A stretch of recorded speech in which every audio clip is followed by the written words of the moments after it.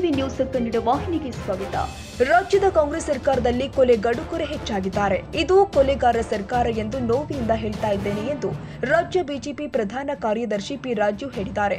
ಈ ಕುರಿತು ಬೆಂಗಳೂರಿನ ಬಿಜೆಪಿ ಕಚೇರಿಯಲ್ಲಿ ಮಾತನಾಡಿದ ಅವರು, ರಾಜ್ಯದಲ್ಲಿ ಕಾನೂನು ಸುವ್ಯವಸ್ಥೆ ಸಂಪೂರ್ಣವಾಗಿ ಕುಸಿದು ಬಿದ್ದಿದೆ. ಕಲಬುರಗಿಯಲ್ಲಿ ಗುತ್ತಿಗೆದಾರ ಸಚಿನ್ ರೈಲ್ವೆ ಹಳಿಗೆ ತಲೆ ಕೊಟ್ಟು ಆತ್ಮಹತ್ಯೆ ಮಾಡಿಕೊಂಡಿದ್ದಾರೆ. ಆ ಕುಟುಂಬದ ಜೊತೆ ಬಿಜೆಪಿ ನಿಲ್ಲಲಿದೆ. ಸಚಿವರ ಹೆಸರು ಬರೆದಿಟ್ಟು ಆತ್ಮಹತ್ಯೆ ಮಾಡಿಕೊಳ್ಳುವವರ ಸಂಖ್ಯೆ ಹೆಚ್ಚಾಗಿದೆ. ಈ ಸರ್ಕಾರ ಸಾವಿನ ಭಾಗ್ಯವನ್ನ ಕೊಟ್ಟಿದೆ ಎಂದು ಟೀಕೆ ಮಾಡಿದ್ರು. ಬಿಜೆಪಿ ಈ ಸಾವಿನ ಸಂಬಂಧ ರಾಜ್ಯದಾದ್ಯಂತ ಹೋರಾಟವನ್ನ ನಡೆಸಲಿದೆ. ನಾಳೆ ರಾಜ್ಯಾಧ್ಯಕ್ಷರು ಆದ ವಿಜೇಂದ್ರ ಅವರು ದೆಹಲಿಯಿಂದ ಹಿಂತಿರುಗಿದ ಬಳಿಕ ಹೋರಾಟದ ರೂಪುರೇಷೆಗಳನ್ನ ಸಿದ್ಧಪಡಿಸಿರಿ ಅಂತ ತಿಳಿಸಿದ್ರು. ಸರ್ಕಾರದಲ್ಲಿ ಕೊಲೆಗಡುಕರೇ ಹೆಚ್ಚಾಗಿಬಿಟ್ಟಿದ್ದಾರೆ.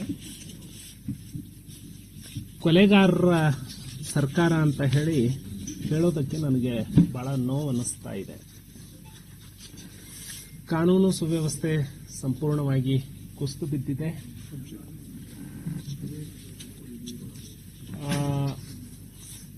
ಕಲಬುರಗಿಯಲ್ಲಿ ಏನು ಸಚಿನ್ ರೈಲ್ವೆ ಹಳಿಗೆ ತಲೆಯನ್ನು ಕೊಟ್ಟು ಆತ್ಮಹತ್ಯೆಯನ್ನು ಮಾಡಿಕೊಂಡಿದ್ದಾರೆ.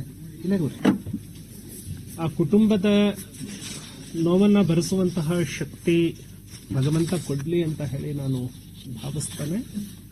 ಆ ಕುಟುಂಬದ ಜೊತೆಗೆ ಭಾರತೀಯ ಜನತಾ ಪಕ್ಷ ನಿಲ್ಲುತ್ತೆ.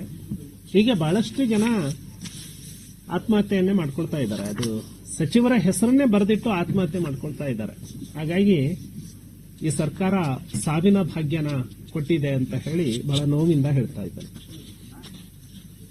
ಇದ್ರ ಬಗ್ಗೆ ಭಾರತೀಯ ಜನತಾ ಪಕ್ಷ ಬಹಳ ಗಂಭೀರವಾಗಿ ರಾಜ್ಯಾದ್ಯಂತ ಹೋರಾಟವನ್ನು ಮಾಡುತ್ತೆ. ನಾಳೆ ದೆಹಲಿಯಿಂದ ರಾಜ್ಯಾಧ್ಯಕ್ಷರು ಬಂದ ತಕ್ಷಣ ಅದರ ರೂಪುರೇಷೆಗಳು ನಕಾಶೆ ಸಿದ್ಧಗೊಳ್ಳುತ್ತೆ.